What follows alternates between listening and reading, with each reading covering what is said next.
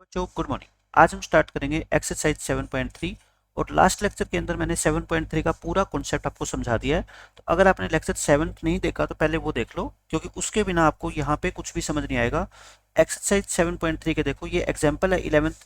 आपको area of triangle निकालना है जिसके 3 वर्टिसेज आपको गिवन है। ये मैंने आपको क्वेश्चन करवा दिया, ये रहा उसका सॉल्यूशन, आराम से निकाल सकते हो आप। फिर इसी तरह से लेक्चर इसके क्वेश्चन नंबर 12 में आपको बच्चों एरिया निकालना है, ये भी मैंने आपको क्वेश्चन करवा दिया, ये एरिया रहा इसका। ऐसे ही बच्चों 13th में आपको इस ट्रायंगल का एरिया निकालना है, ये क्वेश्चन भी हमने किया था, ये करवा दिया मैंने। क्वेश्चन नंबर 14 में आपको के की वैल्यू निकालनी है। ये पॉइंट्स क्या दे रखे बच्चों, कोलिनियर। कोलिनियर है तो एरिया ऑफ ट्रायंगल निकाल के और इसको क्या पुट कर देना बच्चों, 0 पुट कर देना। आपकी वहां से क्या आ जाएगी, के की वैल्यू आ जाएगी। ये क्वेश्चन भी मैंने आपको करवा दिया था। उसके बाद आपका क्वाड्रिलेटरल का एरिया। क्वाड्रिलेटरल का एरिया बच्चों कैसे निकालते थे, मैंने बताया था आपको। क्वाड्रिलेटरल का एरिया निकालने का तरीका क्या है, डायग्राम बनाओ, ए बी सी और डी, ये हो गया। अब इसका एक डायगोनल ड्रॉ कर दो कोई भी। इस ट्रायंगल का एरिया निकाल दो, इस ट्रायंगल का एरिया निकाल दो, दोनों को ऐड कर दो, किसका एरिया आ जाएगा बच्चों, क्वाड्रिलेटरल का। ठीक है, देखो नेक्स्ट पेज पे मैंने ये एक ट्रायंगल बना दी ए बी सी और एक ट्रायंगल मैंने बना दी बच्चों ए डी सी। इन दोनों का एरिया क्या कर देंगे, ऐड कर देंगे। निकालते हैं ए बी सी का area, area of triangle A B C. सबसे पहले क्या लिखोगे बच्चों, फॉर्मूला। ये डायग्राम आपको ऐसे कैसे बनाना है।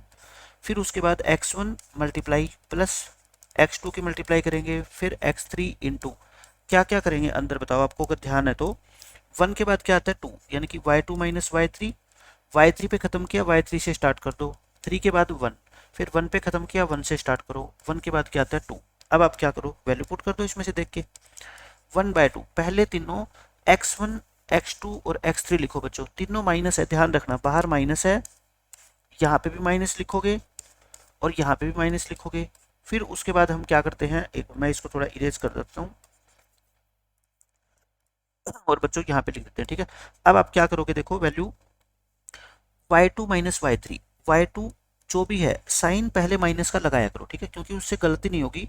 y3 पहले ही माइनस का है तो इस साइन को क्या बना दो, प्लस बना दो, हो गया। फिर y3 माइनस के y1 और फिर बच्चों क्या होता है y1 माइनस के y2 और ये पहले ही माइनस है तो माइनस माइनस क्या हो जाएगा, प्लस। इसको थोड़ा सिंप्लीफाई कर लेते हैं हम। 1/2, ये कितना आ गया 1, ये कितना आ गया आपका माइनस के 13 और ये आ गया आपका 12। तो ये माइनस के 5 माइनस माइनस प्लस और माइनस के 12। तो आप क्या करो बच्चों, 52 में से 12 गया 40 और 40 में से 5 और माइनस करोगे 35, यानी कि 35/2 स्क्वायर यूनिट्स इस ट्रायंगल का एरिया आ गया। अब हम निकालते हैं नेक्स्ट ट्रायंगल का, ए डी सी का। इसका एरिया निकालो बच्चों, area of triangle A D C. मैंने सब कुछ वर्टिसेस लिख रखे हैं। फॉर्मूला लिखो 1/2 x1 into y2 minus y3 plus x2 into y3 minus y1 और plus x3 into y1 minus y2। फॉर्मूले में वैल्यू पुट करेंगे।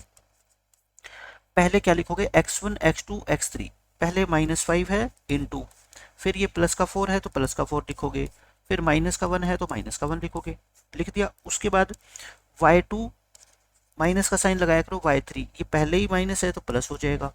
उसके बाद बच्चों y3 माइनस y1, फिर y1 minus y2, value put करके सोल्व कर लो इसको।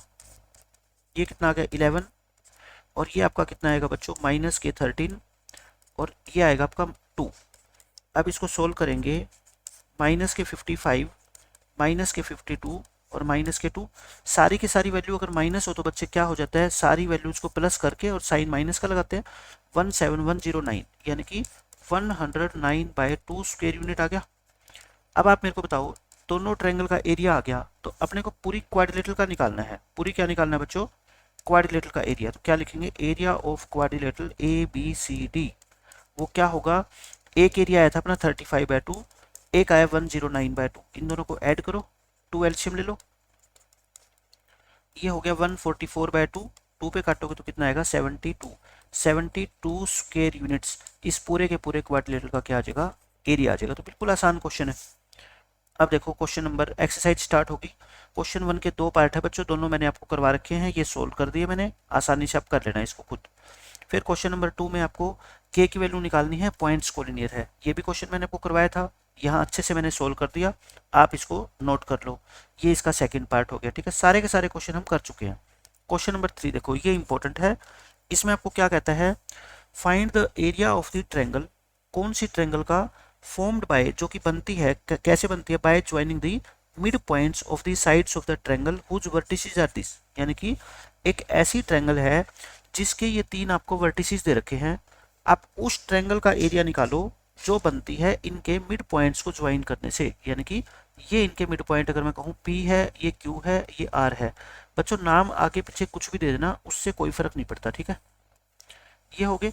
पहले क्या निकालेंगे हम, मिड पॉइंट लिखेंगे। पहले लिखोगे पेपर में, लेट कर लो P Q R आर दी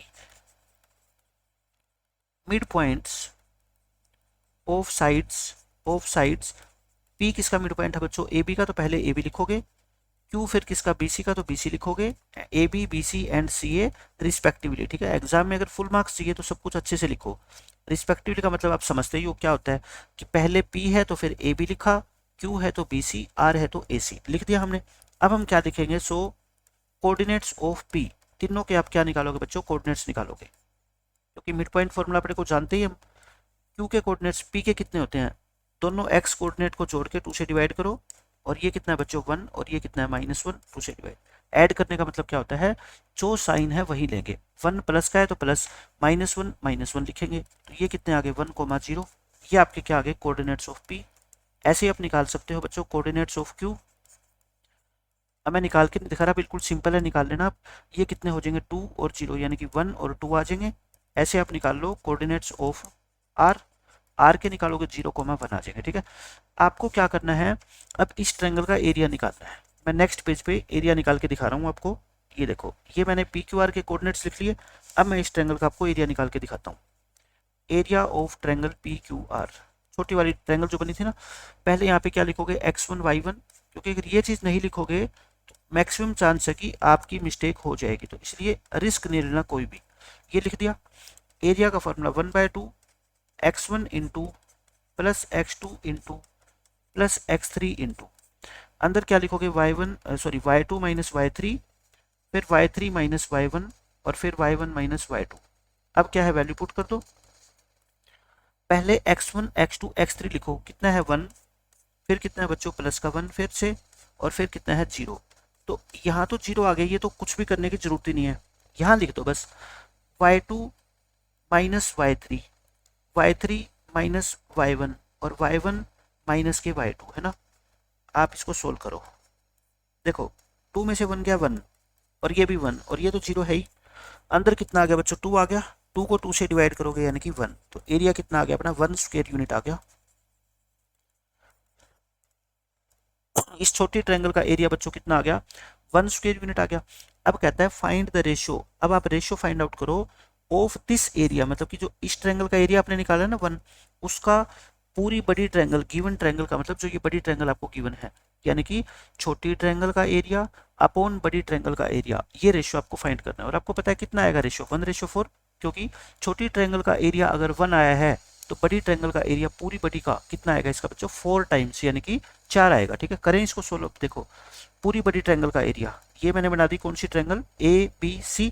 अब इसके हम क्या लिखेंगे, यहाँ पे x1, y1, यहाँ क्या लिखेंगे बच्चों, x2, y2, और यहाँ क्या लिखेंगे x3, y3, लिख दिया हमने। अब आप क्या करो, एरिया निकाल लो इसका। एरिया मैं निकाल के नहीं दिखा रहा, देखो बच्चों बिल्कुल आसान है। एरिया निकालोगे आप कितना आएगा, 4 स्क्वायर यूनिट आएगा, 100% यही आना है। क्या आ गया बच्चों, एरिया 4 स्क्वायर यूनिट। अब आपको निकालना क्या है, टू फाइंड, आपको फाइंड क्या करना है क्वेश्चन में, एरिया ऑफ ट्रायंगल PQR, जो छोटी ट्रायंगल है, और अपॉन जो पूरी बड़ी ट्रायंगल है। PQR का एरिया कितना है 1, इसका कितना है 4, रेशियो निकालना था, यानी कि 1:4। इस क्वेश्चन का क्या आ जाएगा, आंसर आ जाएगा। अब ये आपको क्वाड्रिलेटरल का एरिया निकालना है, और वही क्वाड्रिलेटरल का एरिया इन दोनों ट्रायंगल के एरिया को ऐड कर देना, आंसर आ जाएगा, ठीक है। मैंने दोनों ट्रायंगल का एरिया आपको निकाल के दिखा दिया, ABC का भी और ADC का भी ऐड कर देना। ये 21/2, ये 31/2, देखो ऐड करोगे तो कितना आएगा, 56/2, तो यानी कि 28 स्क्वायर यूनिट आ जाएगा, ठीक है। ऐड कर दिया हमने बस। अब आपका ये है, इस क्वेश्चन में क्या कहता है, ये मीडियन वाला कॉन्सेप्ट आ गया। कहते हैं 9th क्लास में आपने पढ़ा है, ऐसा कुछ भी पेपर में नहीं गिवन होगा, सिर्फ आपको पेपर में ये गिवन होगा कि ये एक ट्रायंगल है जिसके 3 वर्टिसेज है, ठीक है। ये कहेगा कि ये बताओ कि इसकी जो मीडियन है ना, अगर आप मीडियन ड्रॉ करोगे, मान लो ये ए से लेकर डी आपने मीडियन ड्रॉ कर दी, तो ये इस ट्रायंगल को तो ऐसी ट्रायंगल्स में डिवाइड कर देंगे, ये मीडियन जिन दोनों ट्रायंगल का एरिया इक्वल होगा। तो आप पहले तो क्या निकालोगे बताओ, डी के आप पहले क्या लिखोगे, यहाँ पे पेपर में ये क्वेश्चन आएगा, आप लिखो let A D is a median. A D median है, तो मीडियन है तो बच्चों बताओ मेरे को डी जो होगा फिर इसका मिड पॉइंट होगा ना। So D is the mid point of side B C. अगर इसका मिड पॉइंट है तो मिड पॉइंट फॉर्मूले से हम डी के कोऑर्डिनेट्स निकाल लें। So by mid point formula, by mid point formula coordinates of D, बताओ डी के कोऑर्डिनेट्स क्या होंगे, दोनों एक्स वाले कोऑर्डिनेट 3 + 5 ऐड करके 2 से डिवाइड करो, फिर -2 है तो -2 लिखोगे, +2 है तो +2 लिखोगे, डिवाइड बाय 2, यानी कि कितना आ गया 4,0। इसके वर्टिसेस कोऑर्डिनेट्स कितने आ गए बच्चों 4,0। अब आपको ये प्रूव करना है कि इस फर्स्ट ट्रायंगल का और इस सेकंड ट्रायंगल का एरिया क्या है, इक्वल। एरिया निकाल सकते हो क्योंकि तीनों वर्टिसेस आपको गिवन है, एरिया निकाल लेना। देखो मैंने नेक्स्ट पेज पे करके दिखा दिया। अब आप क्या करोगे, ये मैंने मिड पॉइंट निकाल दिए, आपको प्रूव करना है कि ए डी बी का एरिया और ए डी सी का एरिया इक्वल होगा। मैंने निकाल दिया ए डी बी का और ए डी सी का, ये भी 3 आया और ये भी कितना है बच्चों 3 आया, देखो लास्ट में, ठीक है। ये दोनों क्या है, इक्वल है, दोनों एरिया के आगे इक्वल, यही आपको प्रूव करना था। अब ये एक्सरसाइज और ये चैप्टर आपका बच्चों हो गया खत्म। एक मैं इंपॉर्टेंट चीज जो रहेगी मेरे बताने, मैं वो बता देता हूँ, क्योंकि अगर पेपर में 3 नंबर का क्वेश्चन आ गया तो मैक्सिमम बच्चे इसमें कंफ्यूज हो सकते हैं पेपर में। और आपको आती दोनों चीज़ है, लेकिन अगर आपको कोई बताएगा नहीं इस चीज़ के बारे में तो हो सकता है आपको कंफ्यूजन हो जाए एग्जाम में।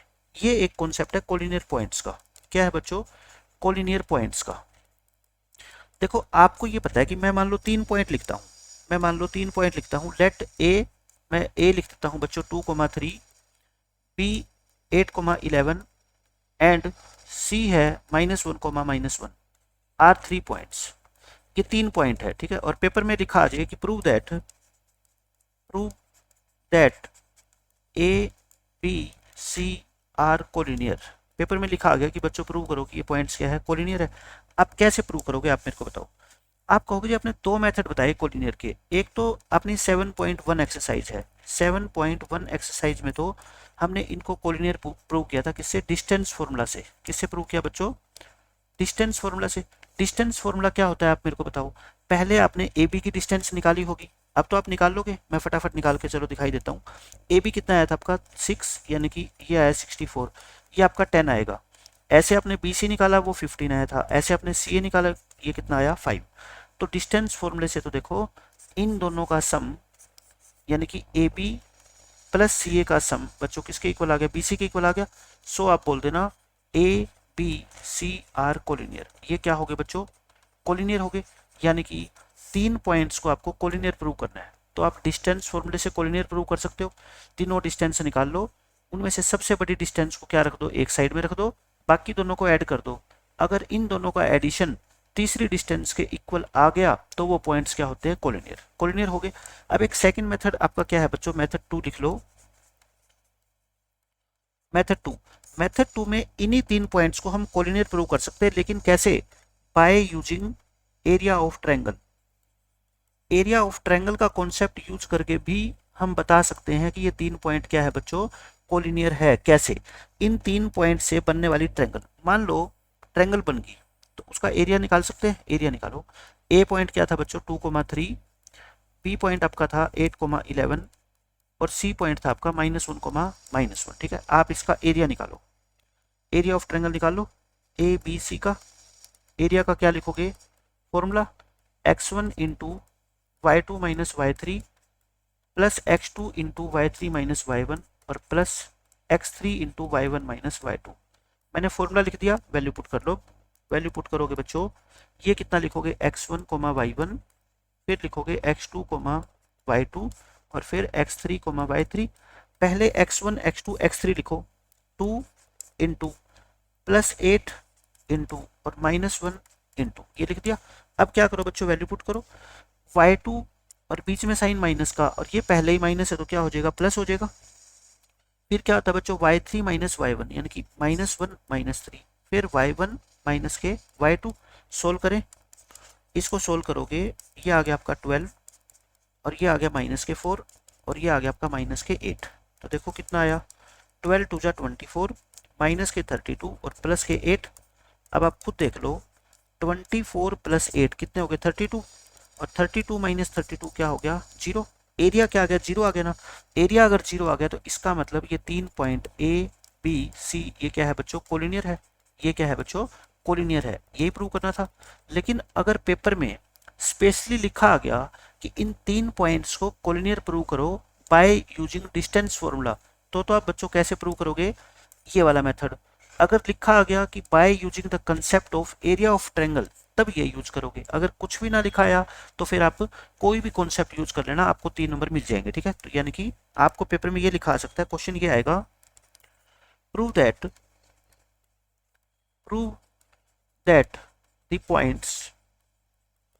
द पॉइंट्स ए है 2,3, बी है आपका 8,11 एंड सी पॉइंट है बच्चों आपका -1, -1 आर कोलिनियर। ये कोलिनियर प्रूव करने आएंगे। मैं दोनों मेथड लिख देता हूं।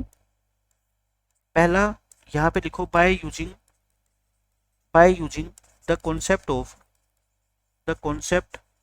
ऑफ डिस्टेंस फॉर्मूला, यानी कि डिस्टेंस फॉर्मूले से भी क्वेश्चन पूछा जा सकता है बच्चों ये। और दूसरा पूछा जा सकता है बाय यूजिंग द कॉन्सेप्ट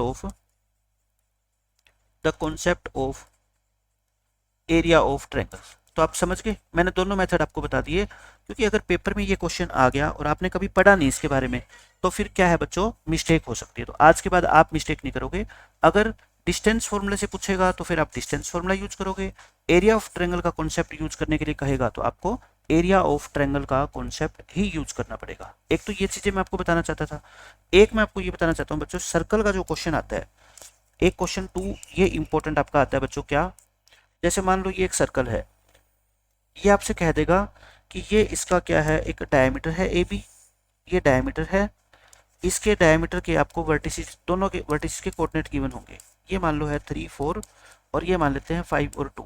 आपसे कहेगा इसका सेंटर फाइंड आउट करो, find the centre of this circle. Centre का मतलब क्या होता है बच्चों, सेंटर का मतलब होता है इसके सेंटर के कोऑर्डिनेट्स निकालो, ठीक है। ये कोऑर्डिनेट्स निकाल दो, ओ इसके कोऑर्डिनेट्स को क्या मान लो आप, एक्स वाई मान लो।